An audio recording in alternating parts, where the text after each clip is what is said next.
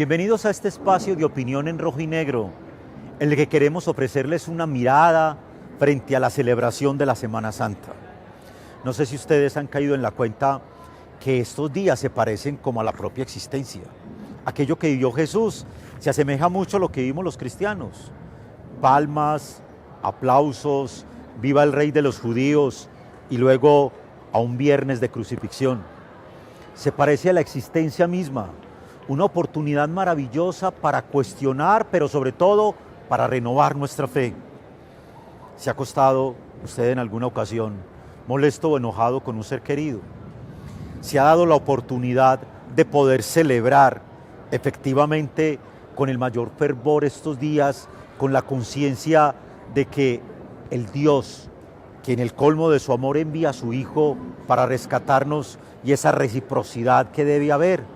Pues bien, desde diferentes posturas tendremos la ocasión de celebrar estos días santos, para que efectivamente podamos sentir en lo más profundo que también en nosotros algo se transforma, algo mejora. Pero ¿qué tal si empezamos este espacio de opinión sobre esas tradiciones, esa religiosidad tan hermosa que hace que cada vez más nosotros podemos experimentar en lo más profundo la cercanía del Señor? La religiosidad y sus tradiciones, la nota que les ofrecemos en este momento.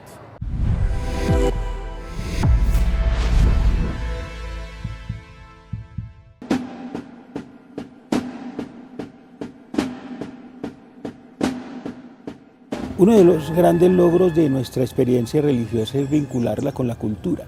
Ahorita en Semana Santa los elementos de nuestra cultura se integran admirablemente a las expresiones de la fe. Las tradiciones, por ejemplo, el Vía Crucis, las celebraciones, las procesiones, están hondamente unidas al modo de ser de la gente.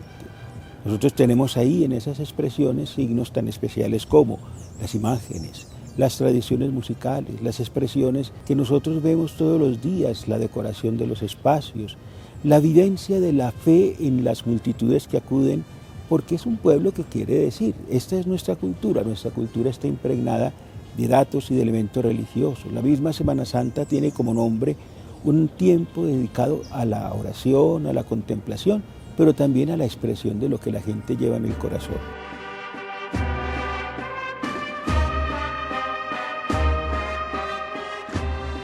Por eso encontramos nosotros ese afecto por la pasión de Cristo, esa sincera adoración por la Eucaristía, el sentimiento de emoción y de alegría por la resurrección del Señor, la unión con el misterio de la Madre de Jesús, porque la Madre es en definitiva una expresión también profundamente vinculada a la cultura. Es todo el mundo el que resulta comprometido con la celebración de la Semana Santa y cada uno pone el color, la música, la alegría, la fe, la devoción, el silencio, la expresión gozosa del modo de vivir de la gente para poder decir que Semana Santa es cultura y la cultura se vuelve Semana Santa. Y la Semana Santa se volvió la identidad de las parroquias, de las comunidades, de los grupos que con mucha alegría viven estos días de paz, de oración, de expresiones admirables. Por ejemplo, tenemos entre nosotros las peregrinaciones, el caminar de un lugar a otro, el estar pendiente de ciertos sitios que están totalmente vinculados a la tradición y a la cultura. Nos hacen sentir que nosotros vivimos este tiempo más que como un tiempo de ocio y de descanso, como la oportunidad que tiene el pueblo para decir quién es, en qué cree, por qué cree y para qué cree.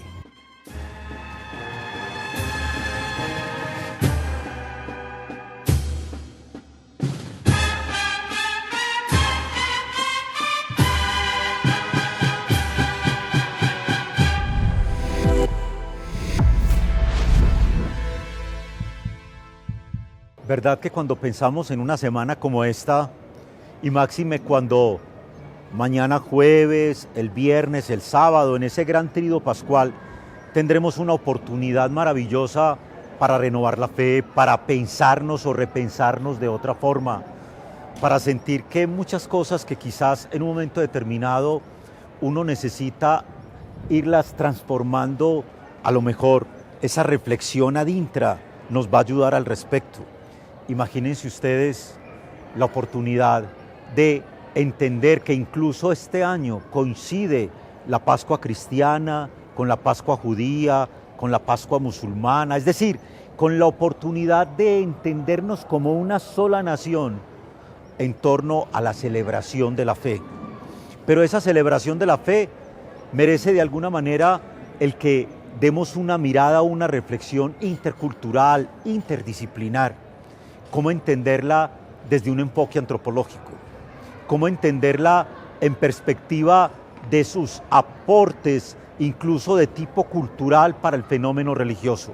La nota que les ofrecemos a continuación.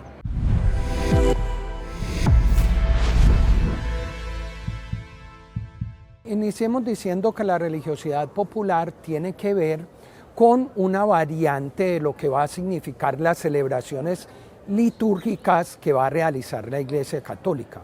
Frente a esas celebraciones litúrgicas, la gente va a tomar una segunda vía y se va a llamar religiosidad popular.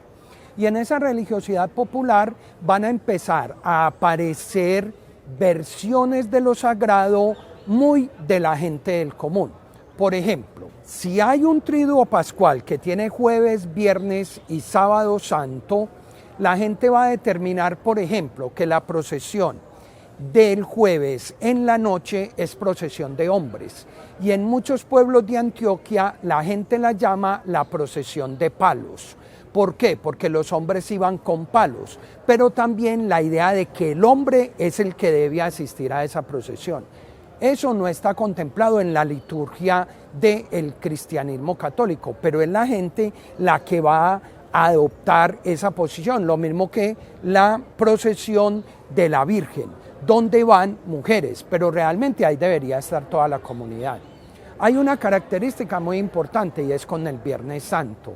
Al Viernes Santo, como es el Día de la Muerte, se le han cargado simbólicamente muchos factores sagrados. Por ejemplo, hay pueblos donde la gente se dedica al Viernes Santo a salir a buscar las huacas.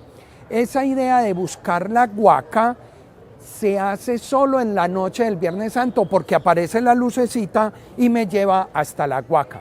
Inclusive, en algunos sitios de la costa colombiana se dice que hay que conseguir una varita de palo santo, que la varita le indica a uno dónde está el entierro y ahí uno puede sacar el entierro, pero solo el entierro te aparece el Viernes Santo. De igual manera, por ejemplo, en la costa vino la idea de que el Viernes Santo no se podía bañar uno en el mar porque le salían escamas. La idea fundamental de que no vaya a pasear, que la Semana Santa no es para pasear, inclusive que a las 3 de la tarde los Viernes Santos algo puede suceder. Todas esas connotaciones de la religiosidad popular están unidas a crear poder y a crear poder a partir de la liturgia. Por ejemplo, en Antioquia, entre Medellín y Girardota, nosotros el Jueves Santo, como víspera del viernes, pegado del Vía Crucis, empezó muy despacio personas a ir al santuario del Señor Caído en Girardota. Pero eso, por religiosidad popular, por comentarios, se volvió en una gran romería. Hoy, por ejemplo, uno encuentra mucha gente desde el Jueves Santo yendo en caminata hasta Girardota a adorar al Señor Caído. ¿Y por qué el Señor Caído? Porque demuestra las 3 veces que va a caer Jesús en el Vía Crucis del Viernes Santo. Por esto es tan importante que nosotros podamos comprender que esa segunda vía de la religiosidad popular está unida en realidad a la liturgia oficial de lo que va a significar el cristianismo católico en la fiesta más importante que tiene el cristianismo católico, donde hace realidad el querigma del cristianismo. Celebra que Cristo murió, resucitó y deja en la Pascua la idea de que Cristo volverá. Esa religiosidad popular está unida a la liturgia del cristianismo.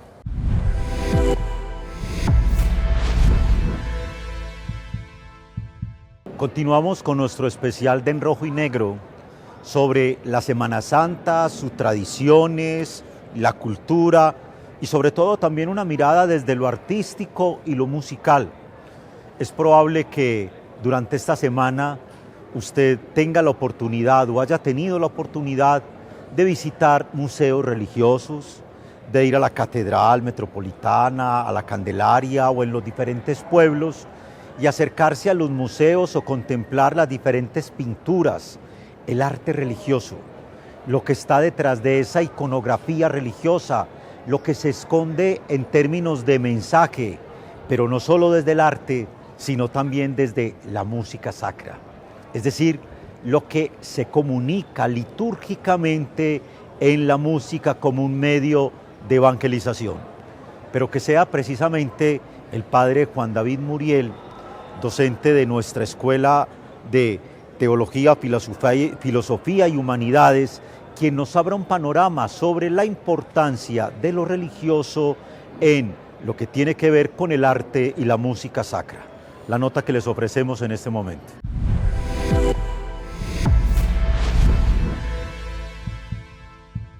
Al hablar de un repertorio musical para la Semana Santa, tenemos que saber que lo que conocemos como Triduo Pascual, que es el centro del corazón de la Semana Santa, lo podemos ver ya conformado más o menos en el siglo IV-V, con el testimonio de Egeria, una peregrina española que va a Jerusalén y nos deja su testimonio. Pero lentamente durante la Edad Media se va configurando lo que conocemos hoy como Hebdómada Sancta o Semana Santa, las ferias y el Domingo de Ramos.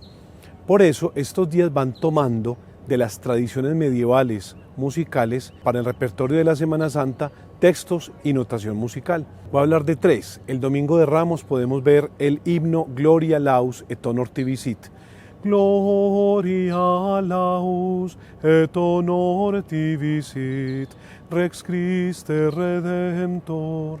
Estos himnos, que son más o menos del siglo VIII, IX, X, se les atribuyen a escritores y obispos medievales que dejan plasmado en el texto y en el canto no solamente la armonía, sino también la fe de la Iglesia.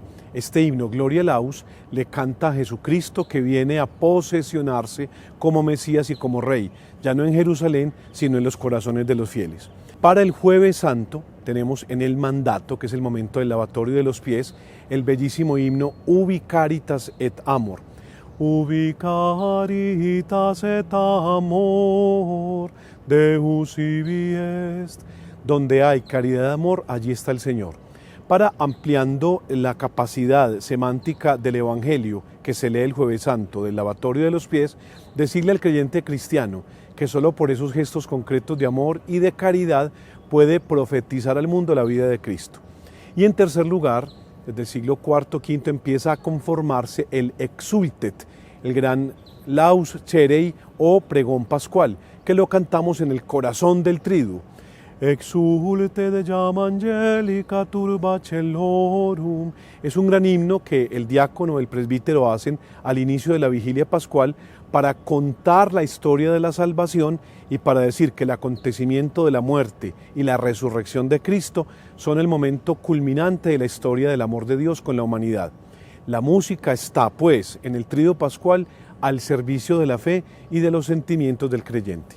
Hay diferencias fundamentales en las celebraciones o en el tipo de celebraciones de los países, sobre todo a nivel de la devoción, porque el rito como tal es el rito de la liturgia romana, que en otros lugares será el rito de la liturgia ambrosiana o hispano-mozárabe o la liturgia siro-malabar, depende de la conformación de la familia litúrgica. El elemento artístico y musical será muy importante, porque tal vez ese elemento será el que podemos inculturar.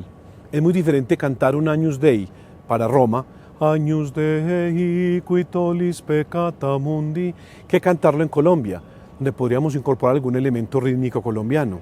Cordero de Dios que quitas el pecado del mundo, ten piedad, ten piedad, ten piedad de nosotros. La música y la cultura se fusionan para facilitar unánimemente la oración de la comunidad y para desde una cultura particular con sus expresiones autóctonas elevar un canto de agradecimiento al Señor. música, ornamentos, orfebrería, calicería, imágenes sagradas, se vuelven como un todo con el cual las comunidades sienten la alegría por el paso indulgente de Yahvé en la Pascua. Yo pienso que la cultura se va adaptando a las maneras rituales de la humanidad. La historia de la liturgia ha tenido diferenciación en la historia cultural del hombre. La liturgia hoy debe ser dinámica, activa, debe permitir la creatividad. El Papa llamaba la semana pasada a los obispos de Colombia a la creatividad en armonía con la Iglesia Universal. Qué bueno que la imagen y la expresión plástica hicieran cada vez más parte de nuestra expresión también de adoración y de alabanza en la liturgia.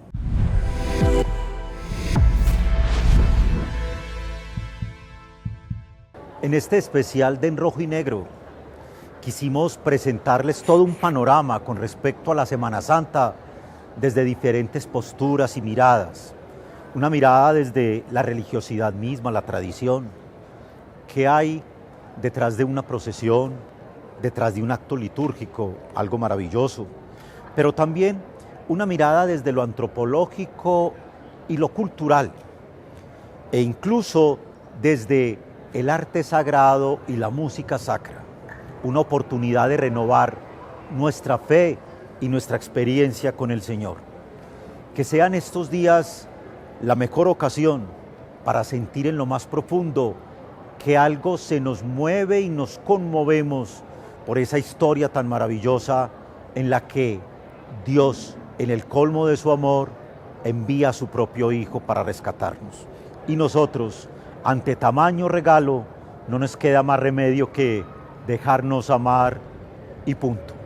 Los invitamos a que nos sigan en nuestras redes sociales y la próxima semana con un nuevo tema de interés para todos.